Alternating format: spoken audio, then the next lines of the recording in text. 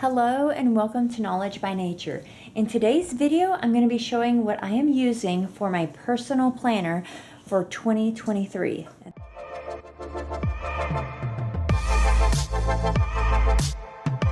All right, so yes, it is that time of year where we start getting new planners if you're a planner person, and this year I went with Sterling Ink. Sterling Ink is a small business that has created a really wonderful planner. Last year I used the Hobonichi Cousin, and this is the half-year version. So I had January to June, and then I have July to December, and this was the A5 size. I had always used rings in the past, but then I decided to give this notebook style a try, and I really liked it. There were a few things that I wanted to change in this one, and I think Sterling Ink has done that here. If you're interested in this one, I will put a link right here, as well as I will try to put it down in the description below. If you're interested in that, you might need a bigger version, because that is one of the things about this one. It is currently only offered in B6, which is smaller than the A5 that I was using. So you can see, as just a little comparison here, quite a bit of difference, but I think I'm going to be able to make it work. I did the pre-order, so I chose the black.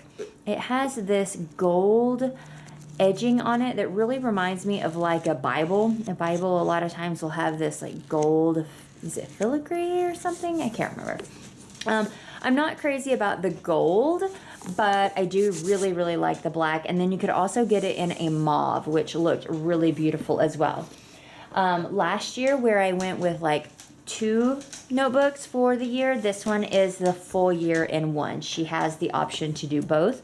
This is called a common planner, and it has what is called the Tomo River paper. So if you are familiar with these type of notebooks at all, or these type of planners, then you may have heard of this type of paper before.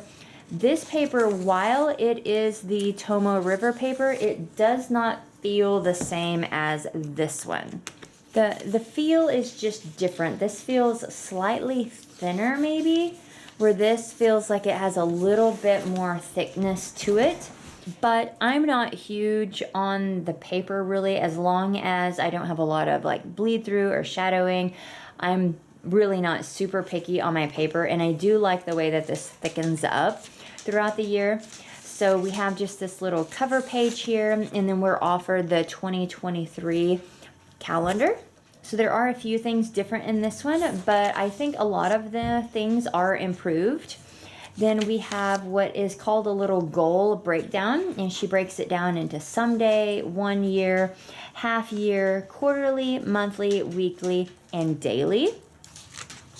Then we have these 4 quarters, where on the first quarter you have priorities, then there's January, February, March, and then there is a little tracking section over here. I never really used this section of the Hobonichi planner.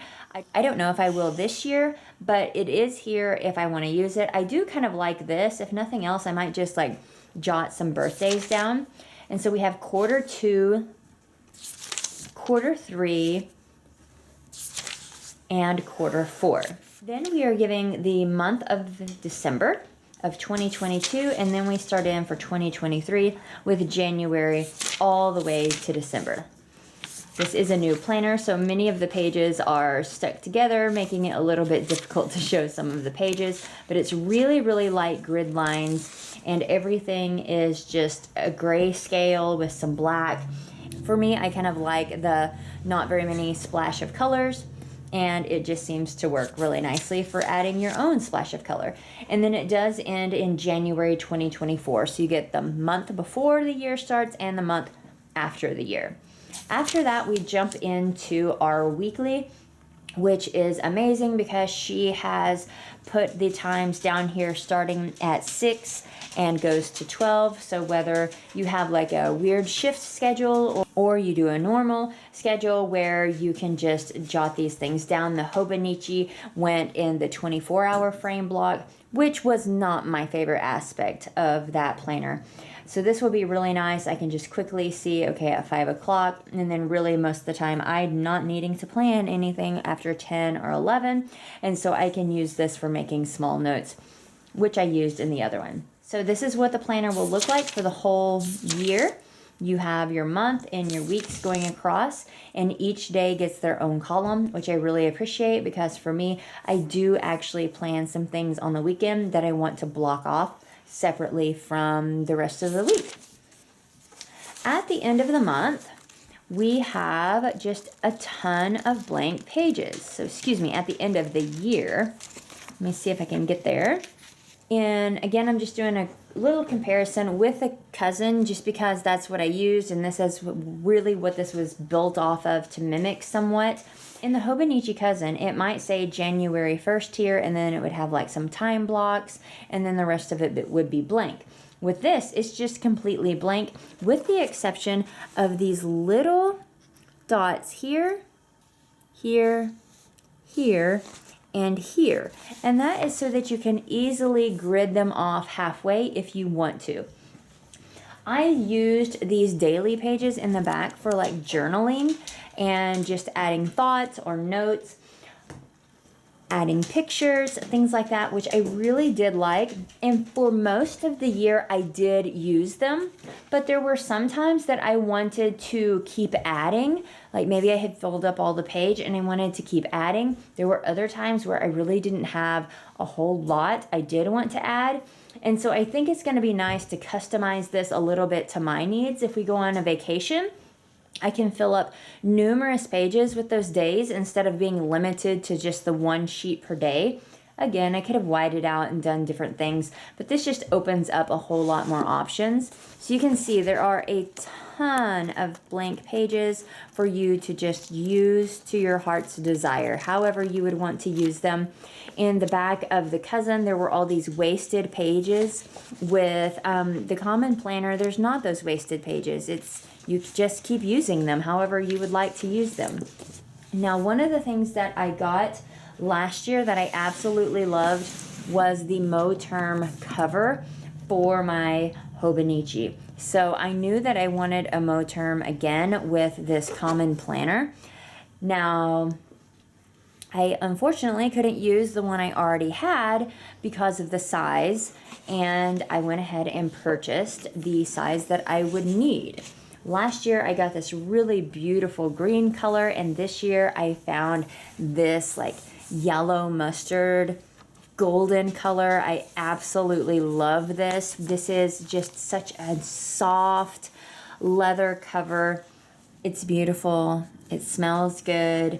It has these two little bookmarks that I actually use a lot. And then it has this open pocket in here, which I used some. I like to put all the stickers. I actually haven't seen this in here, so let's see how it looks. Ooh, that actually is really, really pretty with this gold and the golden color book. Oh, this is really, really pretty. We have the golden color leather with this golden section on the planner. I think the black looks fantastic up against this yellow color or golden color. So pretty. It fits really, really nicely. It fits really, really nicely. So you have two little buttons right here. So if your planner starts getting thicker, which mine currently is, I'm on this like second one here because I have like notebooks and the planner in there. But right here you can just see this works really, really nicely. Snaps there, fits perfectly. I think it looks really, really beautiful. And then I have a pen that I had ordered from Pen Gems. Last year I had ordered this Pen Gems pen, and so I have used that all year long. I love it, and I think it's gonna look really pretty right here. This is like a copper color, so I think this pen looks beautiful with it. This also gives you an indication of the size if you haven't ever seen or dealt with a B6 before. This is a pretty standard sized pen sitting on the notebook, so you can see that it really is quite small, but I think it's gonna work out okay. The only part I'm slightly concerned with is right here on Wednesday and Thursday. If I zoom in here for you, it just seems like it's going to be a little bit difficult to write in this little section right here with the seam here. And then I think Thursday might be okay. I was actually a little concerned with that at first because there's just very little space. So I think really it would just be Wednesdays that would be just a little bit awkward to write in because it's just so narrow right there. The Wednesday is, I think, probably really the only one I'll have problems with because it is very, very narrow right there. But I do think Thursday I'll be able to do okay because it's a little bit easier to write on that side. But otherwise, I really have no complaints with this. I think it's going to be a nice little planner. I like the size, actually.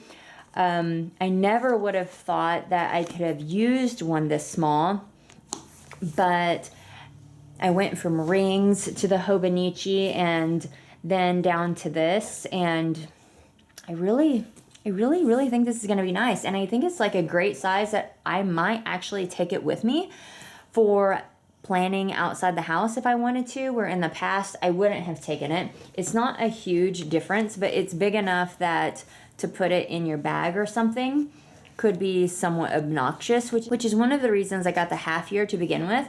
That way, if I wanted to just take this half with me, I wouldn't have the whole book as opposed to this smaller size. But I love the cover options. I love that I don't have to have these wild colors or worry about covering it up or something like that. I love the black. I think the mauve would probably be really beautiful as well. So I hope that you enjoyed this video. If you did, give me a thumbs up. Consider hitting that subscribe button, and I'll see you in my next one. Bye!